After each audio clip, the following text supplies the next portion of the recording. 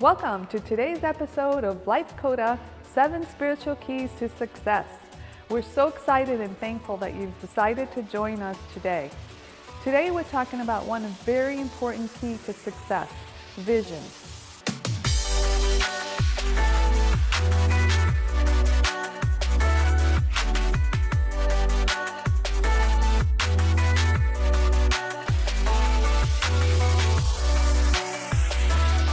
It is important to see in your mind the image of what it is you want to accomplish, achieve, or become.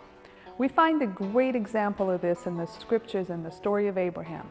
When God told Abraham that he was going to give him a son, it says that he took him outside and said, "Look at the heavens and count the stars. Your offspring will be as numerous as the stars." Later, God tells him he would have as many descendants as the sand. Why did God give Abraham a visual reminder for his promise? I believe God wanted him to believe it deep in his heart, and studies show that your subconscious is receptive to images. What are you believing for in your life? What visuals are you holding in front of you as reminders of God's promises? Today, our very special guest, my sister, Vilma Teves, was born and raised in Massachusetts in a Portuguese-American home. She has a degree in psychology and has spent over 25 years in a career in child development and behavioral health.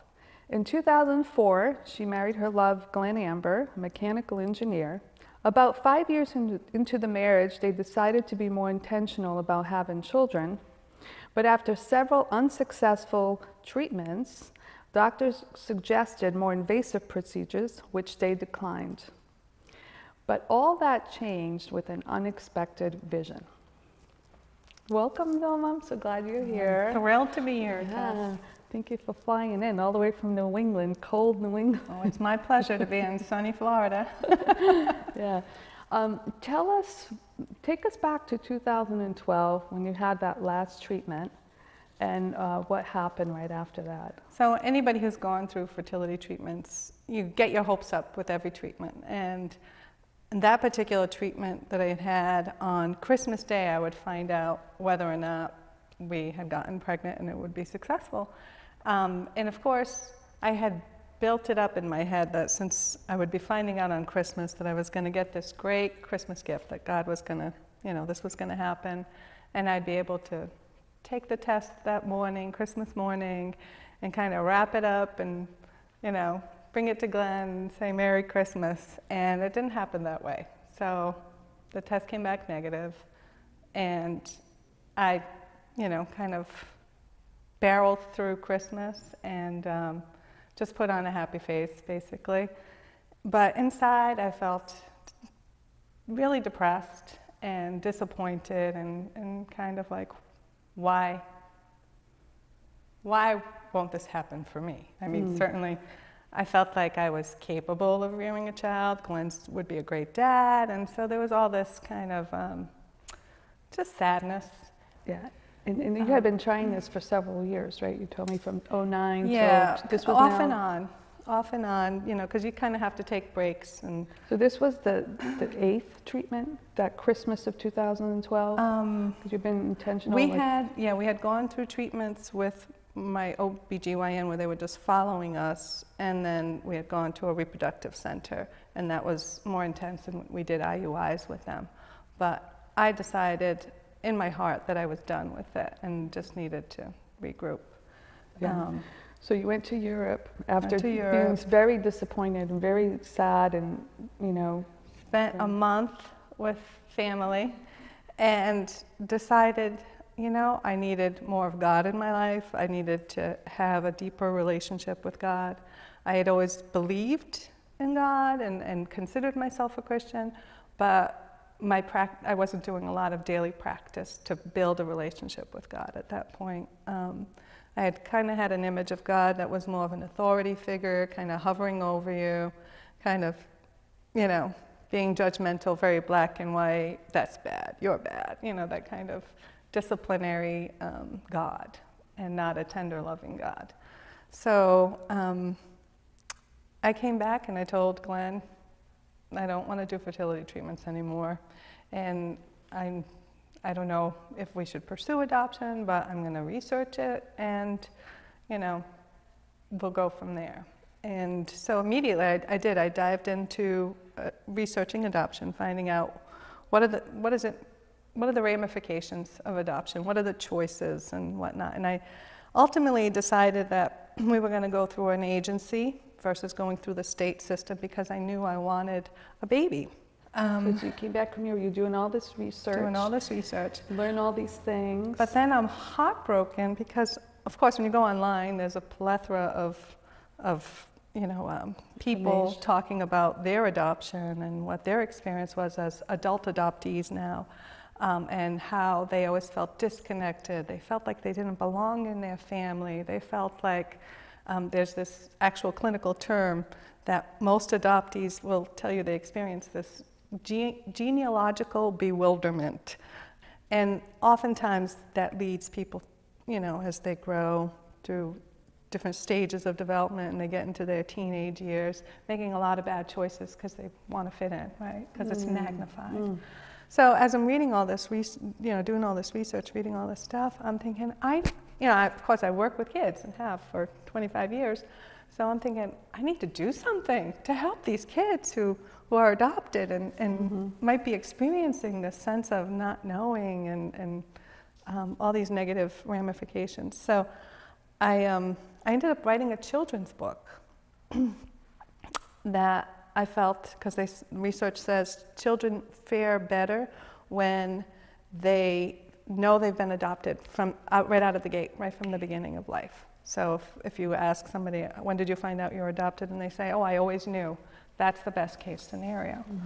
So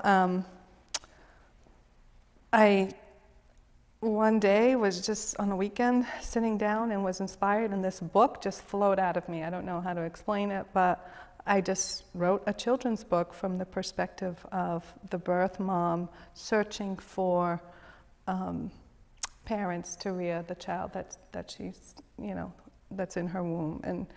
And it was written in a way that, a 3 or 4-year-old, a young child would understand. So a children's book. And so I knew my heart was already in adoption, but Glenn was still, I think everybody kind of wants, when they're thinking about having children, they fantasize and have this idea of what their biological child would be like. And so, he's going to have your hair and your eyes, and he's going to be, have those skills and your musical talent and this and that. So you kind of fantasize a little bit about your biological child. And I realized we needed to grieve that. And it was a God moment. I went one Friday night to a Redbox and was looking for a movie to rent, and there was this movie called The Odd Life of Timothy Green. We rented this, and it turned out to be about a couple with infertility issues. The couple in that movie go through this exercise of writing down all the characteristics of their biological child, their unborn biological child, their imaginary biological child. And then they take all the characteristics after they go through this exercise, talking about, dreaming about their child, and they bury all of those papers in a box outside. And then it rains, and that's when this boy shows up. So it's kind of like a magical thing. This was produced by Disney. And after that movie, Glenn and I sat down and we went through that exercise, pieces of paper, and kind of like, oh, if we had a daughter, she would have your smile, and she would have your intellect and your ability to fix cars and change tires, flat tires. And it's something we had to do. We needed to grieve the loss of our imaginary biological child. So you literally wrote this down, and what did you do with it? And then we put it in our fireplace, I think is what we did with the papers. It was like, we just need to let this go. And was that symbolic? Did it really work? Did you really release that I did, dream? and I think it helped Glenn even more than me, because I think I had grieved it a lot when I was on vacation in Europe. And so I think that in some ways was, really for Glenn's It was helpful. process. And it was a week later that Glenn called me when I was at work and said, I went online and I found an adoption agency nearby that has an information session. Do you want us to coming up? Do you want me to sign us up? And so he was on board now. his heart was changed. He was ready now to move forward. And so this was like the spring after December of 2012. Early summer. Yeah. Around early summer, yeah. And so tell us what happened in July. I had this experience before we even went to that information session, which was scheduled in August. I went to bed Friday night, and Saturday at some point I had this, it was a vision, I would say, because I was having a dream, and I distinctly remember being kind of pulled up out of that dream and plopped, and found myself standing in an open grassy field barefoot in the pajamas that I went to bed in, and there were trees all around. And I thought to myself, should I run? Is this going to be something going to chase me? And then I thought, well, wait a minute, this has to be a dream, so I'm not going to be afraid. And I just looked over my shoulder, and all I saw were trees in both directions behind me. So I thought, oh, this is kind of nice. And I really could feel like a different sensory experience. So being barefoot in the grass, it's not something I do all the time, and I started feeling good, like this feels free, I guess is the word I'm looking for, more free. And so I started walking barefoot in the like dewy grass, and I walked straight towards some lights up ahead. And as I got closer, the lights got brighter and brighter, and eventually I came to a point where I can see there's a body of water, it looked like a river that was flowing, and there's a stone wall. So I peered over the stone wall because I couldn't understand why the water was so glimmery. It looked like there were just diamonds at the bottom of this water. And so I had to see, why is that? And I'm peering over, and as I do that, I'm lifted up. So I'm now hovering over the earth, and just this panoramic view of heaven comes flashing at me. And it was like I was in heaven, but I was not supposed to be there. I was kind of looking into heaven through some trees, hovering over some trees. And as I'm looking and just taking it all in, because heaven was just pure joy. And you can't really put words to it, but the sounds, the whole sensory experience of it was pure joy, and I knew it was heaven. I just felt this lightness and just alive, more alive than you could feel on earth, and just light. What did you hear? I heard music, but not music like we hear, distinct words, but it was beautiful. I was like harmony, everybody was in harmony, but you couldn't make out any specific words. And, there were children playing and, swinging in trees and just dancing and pure joy. And it was exciting, and at the same time I was like, I'm not supposed to be here. But at that moment, I saw Jesus part the leaves in the trees, the branches, and I could just see his face, but he did this one motion where he lifted his hand toward me and just did this. And in that moment, what was communicated to me, and I felt it just deep down in my heart and soul, was, I've got you, I'm taking care of you, you have nothing to worry about. And I had the image of it was as if he was putting a little bird up into a nest, just like that motion. And it was for me. He was giving me a gift. So, and as soon as he did that, and then the leaves closed back up, and I basically fell back into my body, into the heaviness. And as I was floating back to earth, I saw this one image of the old-fashioned clotheslines that look like a T, and there were a pair of little red baby boots on the clothesline. And I sat up in bed at that moment and looked over, and Glenn wasn't in bed, so it was early morning. I got up and went into the kitchen where he was, and he looked at me and said, "What happened to you? You look like you saw a ghost." And I said, "I think I just went to heaven." Wow. And he said, "Well, I'm glad you came back." And I said, "I'm not. It was the most amazing." And I started bawling and crying and just a hot, snotty mess, you know. And, This sounds more, it was more than a dream. It sounded like you felt it. It was definitely more than a dream. It was, to me, it was more of a vision. It was God giving me a message, communicating with me during,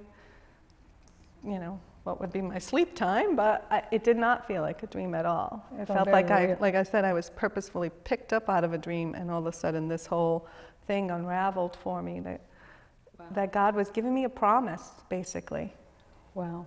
He was giving me a promise, and I could move forward in confidence. I could hang it up, the clothesline with the baby boots, I could just hang it up and give it to him. And, it just, I felt this peacefulness after that that I really hadn't felt in a long time. So did you have the confidence after that God was giving you, he would give you a baby? I absolutely did. You knew? I knew. You knew what the gift was because I knew what the gift was. I knew he was going to give me a baby, and I didn't need to stress about it. I just needed to stay close to him and follow my heart and soul, and proceed with what I was doing, And so you go to this, that's amazing, because now you have this confidence that God is going to give you a child. Yeah. And so you go to the informational session, and you start. I had joy again too, because before that I was like, but I felt that joy. That once I experienced that joy, I knew, I just needed to stay in that place with him, and that he would guide me. He would guide all my steps, right? So we went to that information session when there were, it's 20 couples maybe, and this couple of workers talking about the experience. And one of the things that our worker said in her presentation was, "This can take 3 years to be matched up. It's a process. There's lots of paperwork. You have to get fingerprinted. You got to do this and that and that. It's not easy. Of course, there's an expense to it, and we have to, So they make it sound, it is a process, but I was like, bring it on. I can get through all that, it's no big deal. Now you know that. I know I've got God on my side. He's going to help me with anything that needs to happen, whether it's the finances for the adoption, I'm not going to stress about it. So we start the process with her. And then I know your social worker told you it could take years. You're never going to meet the dad. And you may not meet the mom, and don't get your hopes up, right? Don't even bother. Well, she said, she didn't say you wouldn't meet the mom, but sometimes babies are left in, fire stations or whatever, safe havens. But she said it's highly unlikely that a birth mom would want you in the delivery room. That's highly unlikely. Don't expect that to happen. And more than 50% of the times, the birth mothers will change their mind even after we've matched them up to you. I have a client, she said, I have a client now who's already gone through 2 matches that failed. Right. So there's all this, real, and I'm not saying it's not real, but real so negative you stuff I'm hearing, and I just knew in my heart and soul, like, that is not going to be the case. God's hand is in this. God always fulfills every promise he makes to us, and I can stand firm in that and faith and move forward. So you did a book. So you did a family book as part of the adoption process, and your social worker then shows it to this biological mom. Yeah. And she called you and she said, I have a mom who's interested. I'm at my office and get a call from her, and she said, "Are you sitting down?" And I knew right away. I just started to sob, and And the mother had picked you. She had picked us. So she looked at the books. There were 5 books, family Yeah. books. Yeah. And I remember you telling me the first 2, she just glanced And, at them well, and said no. And then when she saw yours, she just looked at the cover and said, these are the parents for my. Right. Our worker said, I've never seen anyone be so confident about this. You know, she was so confident. I gave her a couple of other books. She pushed them aside almost immediately. And then when she picked up your book, opened it up and said, these are Jacob's parents. Wow. With such confidence. So now you meet with the biological mom and Phyllis, the social worker, and you're hoping to be in the delivery room. Of course, Phyllis had told you, forget that, you know, that's not going to happen. She had a really difficult delivery with her daughter and is not going to want you there. Okay, so now you're meeting with the biological mom who's 7 months pregnant and Phyllis, and what does the biological mom say to you? She put her hand on me and said, I get a really good vibe from you. I want you to be in the delivery room. I want you to be the first one to hold Jacob. I want him to know that you are his mom. Wow. Did you start crying? Oh yeah. Of course. I started crying. I was holding back the tears and trying not to. But yeah, I was blown away because I thought about it. I'm like, well, yeah, that's asking a lot, you know? Right. To have a complete stranger in the delivery room with you in that moment is a very vulnerable moment. And the fact that she interrupted Phyllis and said, oh no, I want you there, and I want you there for him. I want him to know that you're his mom. And Blew me away, and I knew it was God.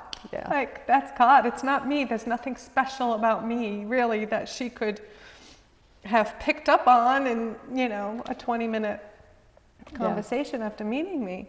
So I was absolutely blown away. And she wanted you to be the first to hold the child. She wanted me to be the one to hold him.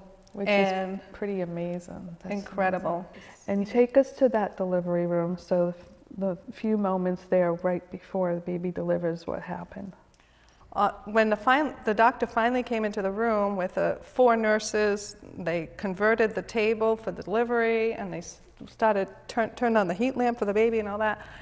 All of a sudden, I felt like, whoa, I'm helpless here. Mm-hmm. They don't need me. So I kind of stood back, and she started to have, she started to struggle more and was saying, I think I need a C-section, I can't do this. And I realized she had been hearing my voice for the last 24 hours. I had been the one, coaching her and helping her out. And now I had stepped back, so she needed to hear my voice again. And I put my arm around the pillow and kind of helped her, move forward. And I told her, you can do this. I can see his head, you can do this. And one last push, and he came out. And so it was incredible that I could be a part of that. Yeah. And as soon as they cleaned him up, they put him on my chest. We did skin to skin in a chair. And when I looked at her, she looked at me. She was watching the whole time. And I just said, thank you. I mean, what else can I say? This woman gave me the most amazing gift of my entire life. So beautiful. That's amazing. What incredible. A miracle. What a miracle. Just how everything was orchestrated. And you didn't mind going through that difficult process of adoption because you knew God had given you a vision and knew that he was going to do it. Yeah, absolutely. I did it with full steam ahead. It actually felt empowering to go through the process because it was just one step closer. Yeah, right. I agree. And I like how since you had Jacob, you created a birth book where you have an open adoption policy and you've wanted him to know who she was. So in the book itself has pictures of his birth. Birth mother and birth father. Yeah. With you and Glenn as well. And so he's very aware, he's 3.5 now, but very aware that he's adopted. But that's really good because when he gets older, he's not going to question who are my parents and why did they give me up, or he'll just know and help him be more secure. Absolutely, that's what we're hoping, that's what we believe. Right. So now you're on the Adoption Advisory Board. Can you tell us what you do there? So we started an advisory adoption board so that we can basically build a community with people who are touched by adoption, and we host different events throughout the year so that kids can get together and see they're not alone. There are other people who are adopted. That's just another way of becoming a family. We host an Easter egg hunt with the young children. We do National Adoption Month in November. We do a big harvest festival, and it's just a great opportunity to be around other people who are touched by adoption. And you know, Jacob enjoys playing with his little friends that he has play dates with, John and Jake. That's great. Yeah. That's great because the children don't feel different or weird. They know other kids who are adopted, and it gives them a sense of normalcy, right? Exactly, Yeah. exactly. Well, we're excited to meet Jacob. Jacob, come on out. Come here, buddy. Hey. Hey, what's this in your hand? What do you have? You want to sit on Mama's lap? Jacob's book. Jacob, how old are you, Jacob? How old are you now? 3. Wow. Jacob, tell us about this book. Is this your birth book? Yeah. Do you read it a lot with Mama? Yeah. And what's in it? Who are the people in it? There's Jacob. Do you have a favorite page? Oh, look at when you were born. Who's that? Mama. Mama, there you are. Oh. Okay. Oh, Let's that's do the great. carry dog. There's our doggy in the window. And Daddy's holding Jacob. The first day we came home from the hospital with you. Jacob, thank you so much for being here with your mama and dada. Do you know who that So is? Vilma, I wanted to give you a gift from my friend Melissa Rocchio, who has an organization called Live Connected, and she heard about Jacob and she wanted to contribute to his college fund. Oh, A little my goodness. contribution. Thank you. Thank you so much. Thank you. Thank It's you everyone amazing. for joining us. We'll see you next time. Special thanks to our sponsors, contributors, and viewers like you who make this LifeCODA program possible. The LifeCODA Planner incorporates all the latest research to help you live your dreams. It includes a vision board template, annual, quarterly, monthly, and daily goals sections. Also a tracking system, improvement sections, inspiring quotes, and more. Request this resource and watch your dreams become reality. Have you heard of the wise proverb, many advisors make victory sure? In a study done among top athletes, it concluded that one major difference between medal winners and non-medal winners was in their relationship with their coach. Are there areas in your life you'd like to take to another level? Your health, family, spirituality, finances, business? When you work with one of our coaches, you work with a team of experts that will make your victory sure.